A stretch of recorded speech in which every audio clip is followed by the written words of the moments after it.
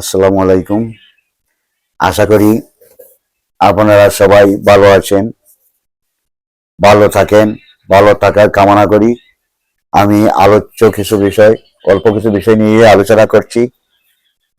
যদি আপনাদের উপকারে আসে আর উপকার করতে পারি, তাহলে মনে করব যে আমি আমাকে ধন্য মনে করি। তাই আজকে একটি গাছ নিয়ে আসলাম, গাছের মূল, যার নাম শতমূল।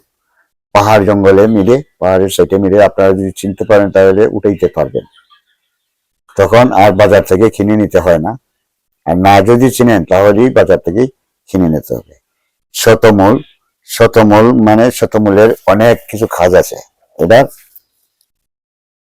যেমন রসায়ন, শ্বেত বীর্য এবং অগ্নি পুষ্টিজনক, স্নিগ্ধ ও চক্ষুর হিতকর।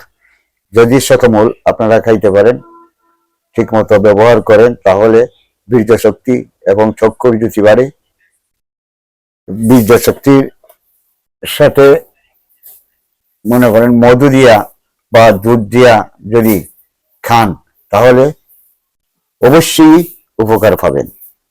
এটা আমার কথা নয়, বিজ্ঞ কবিরাজদের কথা, লোকমান হাকিমের কথা। যে এই গাছ বিচারক ছিল, বৃক্ষলতা বৃক্ষকে ছিনাইয়া গেছে, সেই জানে, সেই বলে দিয়েছে আপনারা ব্যবহার করুন। আসসালামু আলাইকুম। আপনারা ভালো থাকেন, আমার জন্য দোয়া করবেন।